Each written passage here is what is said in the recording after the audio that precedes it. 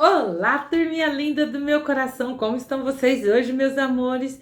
Espero que todos aí do outro lado estejam bem, alegres, contentes, felizes, seja em casa, seja na escola, seja aí na rua, no bairro onde você mora, não importa onde você esteja, o que importa é, como eu sempre digo, que Jesus e o Espírito Santo esteja aí do seu lado te fazendo companhia. E aí, prontos para aprender mais um pouquinho da maravilhosa vida de Davi? Vamos ver o que vamos aprender hoje com a vida de Davi? Qual é o comportamento, né? Qual o exemplo que nós vamos extrair da vida de Davi hoje? Para começar, eu gostaria de perguntar para você aí, por um acaso você já mentiu para sua mãe ou para o papai para poder conseguir aquilo que você queria? Você já fez isso? Bom, a Beth disse para sua mãe que ela ia para a casa da Maria para fazer a lição de casa. Só que quando, na verdade, ela foi ao cinema com os amigos para assistir um filme que a classificação não era para a idade dela, não era para ela ver aquele filme. Então a Beth enganou a sua mãe. Ela mentiu para conseguir o que ela queria. E aí, por isso que eu perguntei, você já fez isso? E a Bíblia fala, né, sobre um príncipe que enganou os outros para conseguir aquilo que ele queria. Mas será que o engano dele deu certo? Então vamos descobrir o que a vida de Davi vai nos ensinar hoje? Olha só, Absalão era o filho mais velho de Davi, né? E ele era muito admirado pelo povo de Israel. Ele era muito bonito. Na verdade, na Bíblia fala que ele era perfeito desde o topo da cabeça, com seu cabelo longo, deslizante, até a sola dos seus pés. Além do mais, Absalão tinha uma personalidade agradável. Ele parecia ser gentil e compassivo com o povo. Sabe aquela pessoa gentil, agradável? No início de cada manhã, o Absalão ficava na entrada da cidade, perto do portão, o local onde as pessoas levavam suas disputas para o rei resolver. Então, todo mundo que tinha algum problema para resolver ia até o rei para que o rei resolvesse. A pendenga ia brigar por causa de uma vaca que foi lá e estourou a cerca do vizinho, o rei vai resolver. Minhas ovelhas pulou para pro lado do outro vizinho e o vizinho disse que a ovelha dele, o rei vai resolver. A minha mulher saiu com o marido da outra lá e aí não quer voltar, o rei vai resolver. Tudo enquanto era pendenga, o rei era além de rei, ainda era juiz sobre o povo. Então, o rei Davi era bem ocupado. Ele não tinha tempo para ajudar todas as pessoas, porque como eu falei para vocês, ele foi colocado rei sobre todo Israel, 12 tribos. Quantos milhões de pessoas que Davi não tinha que ajudar, né? Ainda tinha que resolver as pendengas com os países vizinhos que vivia tentando invadir Israel. E Absalão, porém, não era tão ocupado, né? Ele cumprimentava as pessoas e dizia bem assim para eles: é muito ruim, né, que o rei não tenha alguém aqui para ouvir você.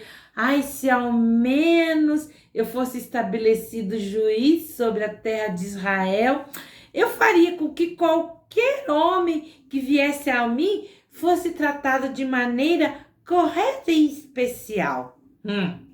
Quando as pessoas iam até Absalão, curvavam-se diante dele em respeito. Aí ele tomava a mão das pessoas e beijava a mão delas e dizia dessa maneira assim, não sou melhor do que vocês, mesmo que eu seja um príncipe. Tem alguém hoje em dia, né, criança, principalmente esse ano de eleição, que assim, sai beijando todo mundo, sai beijando criança, comendo no meio das vilas, no meio do povo, não é? Esse Absalão era bem político. E as pessoas amavam a atenção que Absalão dava para elas. A Bíblia diz aqui, que Absalão ganhou o coração dos homens de Israel. E era exatamente aquilo que ele tinha planejado. Ele gostava do povo nada, ele estava fazendo aquilo porque ele tinha um plano. As pessoas pensavam que ele era gentil e queria ajudá-las, mas Absalão estava enganando-as. Ele traiu as pessoas para ele, para que elas o seguissem, ao invés de seguir o seu pai, o rei Davi. Ele enganou as pessoas para conseguir o que queria. E em seguida, Absalão colocou a próxima parte do seu plano de engano em ação. Ele foi falar com seu pai, o rei Davi. Ele falou assim: pai, por favor, me deixa ir até Hebrom para cumprir a promessa que eu fiz ao Senhor, pois prometi ao Senhor que serviria a ele. Davi deve ter se agradado, né, de ouvir o seu filho, que seu filho queria oferecer sacrifício a Deus, queria servir ao Senhor, né? E Davi deu a Absalão a permissão para sair de Jerusalém e ir a Hebrom, onde o próprio Davi havia sido coroado rei da primeira vez, quando ele foi rei só sobre a tribo de Judá durante 7 anos. E Absalão agiu rapidamente. Ele enviou seus homens por toda a terra para agitar ao povo, fazendo com que as pessoas se lembrassem das suas boas qualidades. Olha, Absalão, você lembra que quando você precisou, ele estava lá na entrada da cidade para te ajudar? E talvez ele pode ter dizido algo bem assim: Davi tá ficando velho, ele não é mais o líder que costumava ser, né? Não tá dando conta mais do serviço. O jovem Absalão, não. Ele, porém, será um bom líder. Absalão queria que o povo acreditasse que ele seria um bom rei. E em seguida, os homens enviados por Absalão disseram às pessoas que quando ouvissem a trombeta soar lá na cidade de Hebrom, eles deveriam dizer: Absalão se tornou rei em Hebrom. Mais e mais israelitas deixaram de seguir Davi para seguir Absalão. Eles não perguntaram a Deus a quem deveria seguir. Eles não sabiam que estavam sendo enganados por Absalão. E finalmente, essa mensagem, né, Davi lá muito ocupado, mas a mensagem chegou ao palácio de Davi lá em Jerusalém. E aqui na Bíblia fala: o coração de todo Israel estava com Absalão. E como Davi deve ter ficado magoado, né, o coração de Davi, ao saber que seu próprio filho o havia enganado daquela maneira, falando que tinha ido para Hebrom para servir ao Senhor, mas tinha ido para lá para se proclamar rei no lugar dele. Mas talvez Davi tenha se lembrado da advertência do profeta Natã quando ele pecou com Betseba, que ele diz que por causa do pecado com Betseba haveria muitos problemas na família de Davi. Davi não podia agora ficar em Jerusalém, porque se Absalão estava determinado a assumir o trono, a vida de Davi e dos seus homens estava em perigo, pois Absalão certamente tentaria tomar a capital, né, a cidade de Jerusalém. E daí Davi enviou ordens para todo o palácio: vamos, levantem-se, apressem-se todos, porque senão nenhum de nós vai conseguir escapar. Precisamos sair daqui agora. Se Absalão encontrar-nos aqui, ele com certeza nos matará e destruirá Jerusalém. Então, quando tudo estava pronto, o rei, a sua família, seu servo deixaram o palácio. Eles se apressaram em direção aos portões da cidade, fugindo. Olha só, Davi tendo que fugir da sua própria casa por causa do seu filho. E muitas pessoas se juntaram ao grupo. Havia homens, mulheres, crianças que eram fiéis a Davi e queriam ir com ele. Até mesmo 600 filisteus, que quando Davi foi morar lá na cidade de Ziglag, lá em Gate, eles gostaram de Davi, viu que Davi era um homem bom e vieram junto com Davi, mesmo ele sendo filisteu. Eles preferiam o quê? Servir a Deus, ao Deus de Israel, e ficar junto com Davi, porque eles ficaram amigos de Davi. Eles se juntaram a ele. Havia seguido Davi, né? Os homens que lutaram no exército de Davi também, os seus 600 valentes, ficaram do lado de Davi. Embora Absalão tivesse sido capaz de atrair muitos homens para o seu lado, havia muitos que gostavam de Davi e acreditaram nele. E Davi e aquelas pessoas foram para onde? Para o Monte das Oliveiras. Enquanto caminhava até aquela encosta íngreme, Davi chorou de tristeza pelas ações do seu filho. Sua cabeça, né? Ele saiu com a cabeça coberta, ele andou descalço para mostrar o seu sofrimento. E vendo a tristeza do rei, a multidão também fez a mesma coisa, cobriu sua cabeça e seguiu, né? Atrás dele chorando. E em seguida, Davi ouviu outras más notícias. Ele ouviu dizer que Aitofel, um dos seus conselheiros, né, que era avô de Betseba, né, havia contado, né, saído de perto de Davi e foi o quê? Aconselhar Absalão.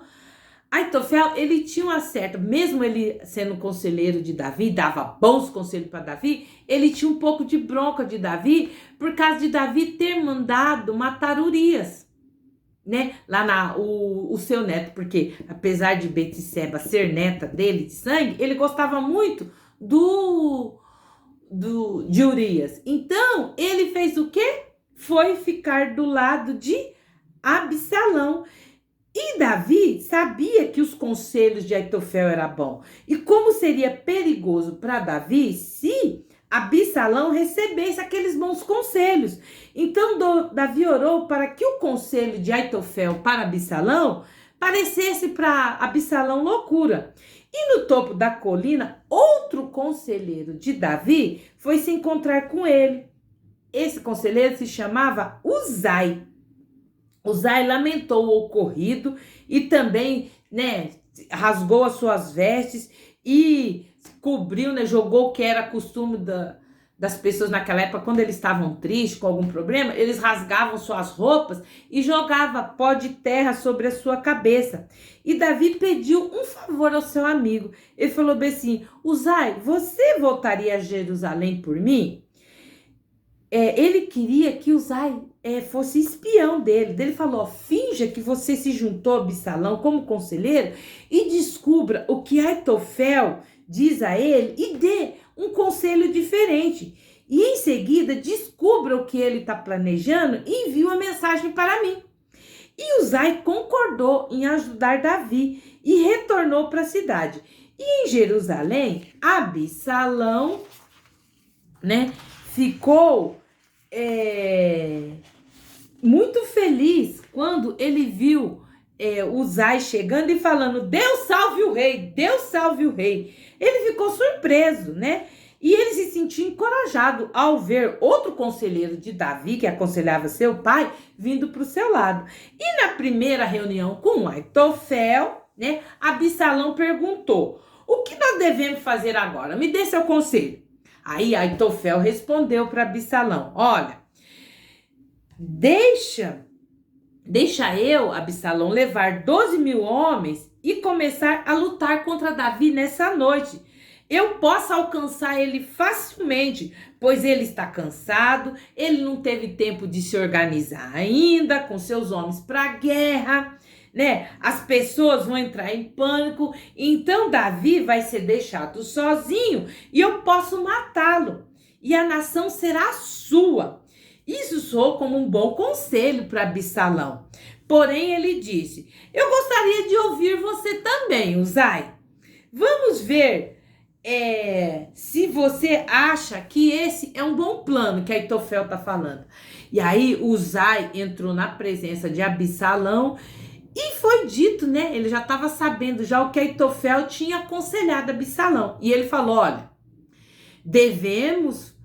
Absalão perguntou para ele: o que você acha, Uzai, do que Aitofel me falou? Nós devemos fazer o que ele me disse? Se não, vamos ouvir o seu conselho. E aí Uzai sabia que se o conselho de Aitofel fosse seguido, Davi seria capturado. E aí Aitofel pensou cuidadosamente e em seguida respondeu a Absalão: olha, o conselho de Aitofel não é bom não. Você conhece seu pai e seus homens, eles são bons soldados e eles estão com muita raiva, como uma ursa, né, quando seus filhotes são roubados. Então, ó, eles lutarão bravamente e alguns dos seus homens serão mortos. Outros ficarão assustados quando souberem que houve grandes perdas. Eu sugiro que você junte todos os soldados que puder de um lado a outro do reino e lidere você mesmo a batalha. Quando encontrarmos Davi, haverá muito de seus homens para se espalhar em torno dele como orvalho que cai no solo. Não restará nenhum dos que estão com Davi, nenhum dos seus homens. E aí Absalão pensou no conselho de Aitofel, no conselho de Uzai, né? E decidiu seguir o conselho de Uzai. E rapidamente Uzai enviou uma mensagem para Davi para que ele se preparasse para a batalha. E Absalão, o enganador, agora foi enganado. Ele pensou que era inteligente para conseguir o que queria. Ele havia enganado as pessoas, né? Por tanto tempo que nem percebeu quando foi enganado. E naquele momento ele estava prestes a ser pego pela sua desonestidade. E aí, quando Davi recebeu o recado de Uzai, ele organizou seus homens para a batalha. Mas antes de marchar, eles convenceram Davi a ficar para trás. Eles falaram para Davi, falaram, ó, você para nós é mais valioso do que 1000 homens. Então, você não vai para a frente da batalha. E antes de seus homens saírem, Davi deu as ordens finais dele. Olha, por amor a mim, tratem com gentileza ao jovem Absalão. Então, apesar de tudo que seu filho tinha feito, né, Davi ainda o amava. E os comandantes de Davi conduziram, né, os seus soldados para a batalha, derrotando o exército de Absalão. E 20.000 dos homens de Absalão morreram aquele dia na batalha. E um dos soldados israelitas correu em direção ao comandante de Davi, Joabe, dizendo, olha, eu vi Absalão e ele está pendurado pelo cabelo em uma árvore, num carvalho. Absalão tinha cavalgado na frente do exército montado na sua mula. Mas só que quando ele passou por baixo de uma árvore, né, do carvalho, como ele tinha os cabelos compridos, os cabelos vinham esvoaçando pelo tempo, o cabelo dele grudou nos espinhos daquela árvore e ele ficou lá de pendurado e a sua mula foi embora, né? E aí o Joabe pegou e falou para o soldado, por que você não o matou? Eu teria dado a você 10 peças de prata por isso. E aí o soldado balançou a cabeça e falou, eu não teria feito isso nem por 1000 peças de prata. Eu sei o que o rei Davi disse quando nós deixamos a cidade. E aí Joabe pegou algum dos seus homens, porém, né, ele estava já a caminho da árvore para encontrar Absalão. E o que ele fez? Ele matou Absalão. Então, os enganos de Absalão o levaram a uma derrota mortal, porque Joabe e seus homens mataram ele. E quando os mensageiros levaram a notícia para Davi, dizendo que seu exército havia sido vitorioso, mas que Absalão estava morto, Davi saiu da presença deles e sozinho ele chorou por seu filho. Ele, ai, meu filho Absalão, meu filho, eu preferia ter morrido no seu lugar, ao invés de você ter morrido, eu que preferia ter morrido. Apesar de todos os pecados de Absalão, Davi o amava e seu coração ficou profundamente entristecido por ele. Mas, finalmente, Joabe ajudou a Davi ver que a tristeza dele estava errada, que ele tinha que incentivar o seu povo por causa da vitória. Você está chorando por Absalão, que tomou o seu lugar, e você não está honrando os homens que lutaram por você. Eles ganharam a batalha por você, meu rei. E Davi fez isso, mostrando a sua apreciação aos homens que tinham arriscado a vida por ele e pelo reino. Então, logo toda a nação se voltou para Davi como rei, e com muita alegria ele foi recebido de volta lá em Jerusalém. Mais uma vez, Davi liderou seu povo com força e a coragem que Deus tinha dado a ele. Apesar do seu retorno alegre, Davi continuou a sofrer por seu filho Absalão. Foi uma loucura aquele jovem pensar que poderia assumir ao reino do seu pai. De que jeito? Por engano. Então, crianças, o que nós aprendemos com mais essa parte da história da vida de Davi hoje? Que nós não devemos enganar as pessoas para conseguir o que quer. O que é engano? Engano é desonestidade. Enganar é fazer com que alguém acredite em algo que não é verdadeiro. Talvez você queira ir a uma festa na casa do seu amigo, quando os pais dele não estão em casa, e aí você sabe que seus pais não vai deixar você ir nessa festa se não tiver um adulto responsável lá para supervisionar. Então você mente e diz para os seus pais que os pais do seu amigo vão estar em casa. Ou talvez você não consiga algo que quer da sua mãe, né? Você vai e pede para a mãe fala, não, isso não. Aí você vai e pede pro seu pai pega e fala, Bessi, o que sua mãe falou? Ah, a mãe falou que tudo bem. Se eu pedir pro senhor deixar para ela, tudo bem, né? Você acaba enganando o seu pai e a sua mãe para conseguir o que você quer. Isso pode acabar totalmente se tornando um hábito difícil de ser quebrado. Seus enganos podem fazer efeito em algumas pessoas por algum tempo, mas você nunca pode enganar a Deus, né? Ele vê seu coração e conhece a verdade.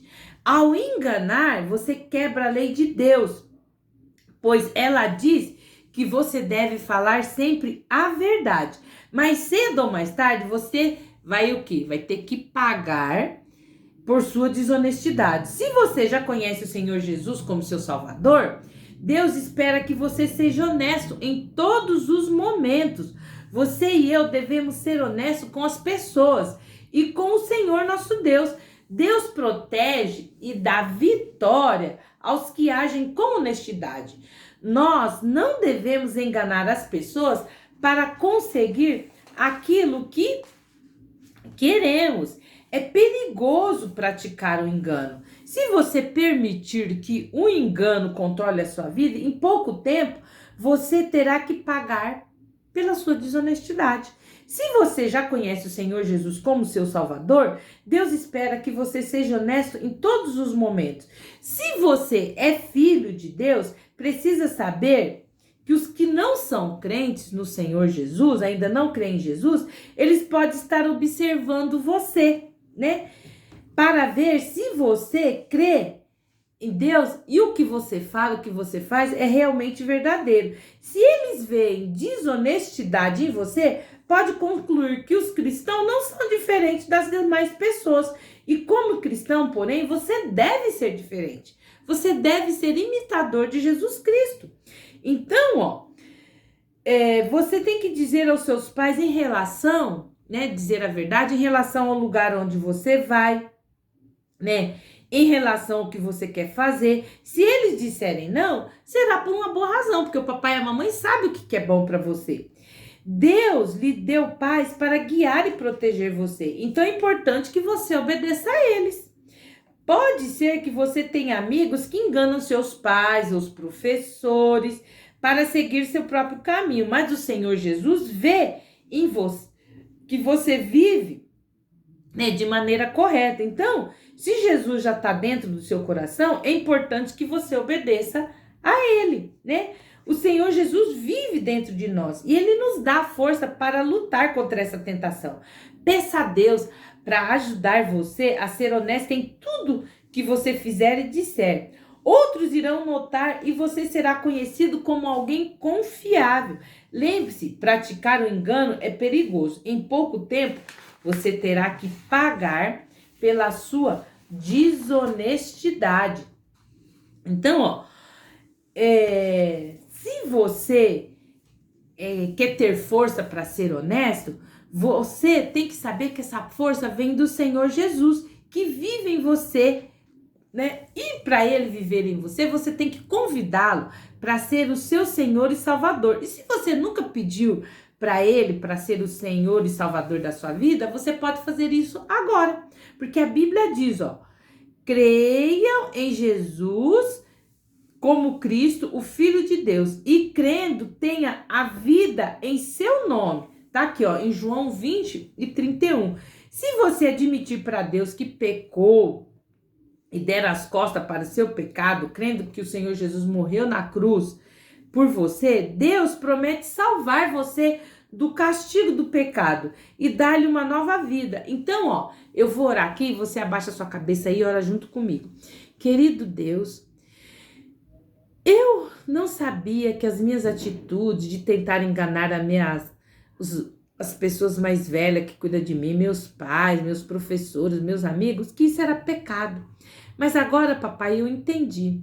Senhor, eu te agradeço pelo Senhor ter enviado Jesus para tomar o castigo no meu lugar pelo meu pecado. E eu confesso que sou pecador, que tenho tido pensamentos de tentar enganar as pessoas, às vezes tento enganar os outros, tenho pecado, mas eu te peço, Senhor, que venha ser o meu Senhor e Salvador e me ajude a fazer o que é certo, perdoa os meus pecados, não deixe que o engano faça parte da minha vida.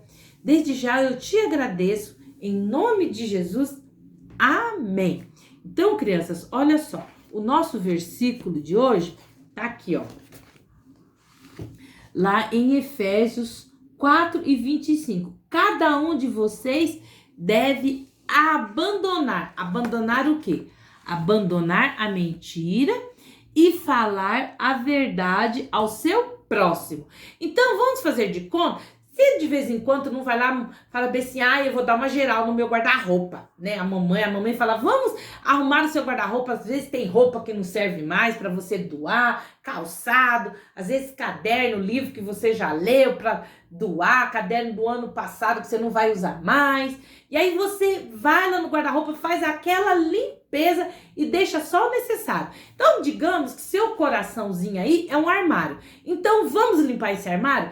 Do que nós vamos limpar esse armário? Da mentira, ó. Cada um de vocês, Efésios 4:25, cada um de vocês deve abandonar a mentira. Então, vamos limpar o armário do nosso coração da mentira. E o que nós vamos deixar dentro do nosso coração? Vamos falar a verdade. Cada um ao seu próximo. Então, deixa a mentira e vamos falar a verdade. Então, o que nós aprendemos com a vida de Davi hoje? Que nós devemos falar a verdade, não devemos usar de engano com ninguém e devemos o quê? Não usar, né, da nossa, assim, da bondade das outras pessoas ou do carinho, do amor que os outros têm por nós, para quê? Para tentar enganar o outro, para fazer aquilo que a gente quer. Eu trouxe aqui uma musiquinha para cantar com vocês, ó. Porque se você faz parte, né, do exército que vai para o céu, do exército do Rei Jesus, assim como Davi tinha um exército, nós também fazemos, a partir do momento que a gente aceita Jesus no nosso coração, nós fazemos parte do batalhão de soldados de Jesus que vai para o céu. Então, se eu faço parte do batalhão do Rei dos Reis, eu tenho o quê? Que como um bom soldado, deixar a mentira e falar a verdade. Então vamos lá assim a musiquinha, ó. Eu do meu rei sou soldado, soldado do Rei dos Reis. Eu do meu rei sou soldado, por isso eu canto toda vez. Eu luto contra o pecado, assim como Davi lutou. Nenhum mal eu vou temer, cumprindo meu dever com Jesus, pois ele é o Rei dos Reis. Eu do meu rei sou soldado, soldado do Rei dos Reis. Eu do meu rei sou soldado, por isso eu canto toda vez. Eu luto contra o pecado, assim como Davi lutou. Nenhum mal eu vou temer, cumprindo meu dever com Jesus, pois ele é o Rei dos Reis. Bom, turminha? Essa foi mais um pedacinho da história da vida de Davi, tá bom? E nós ainda temos mais um encontro falando sobre a vida deste homem segundo o coração de Deus. E eu vou ficar aqui aguardando vocês, tá bom? entra no nosso canal Virtude Kids e Teens, se inscreve, aperta lá o sininho na opção todos, para que todas as vezes que a professora Esther postar vídeo, o YouTube notifique vocês, tá bom? Curte, comenta e compartilha com aquele amiguinho que tá sempre tentando te enganar. Fala bem assim, ó, isso não é de Deus, não. Compartilha com ele esse vídeo, tá bom? Um beijo para vocês e até o nosso próximo encontro.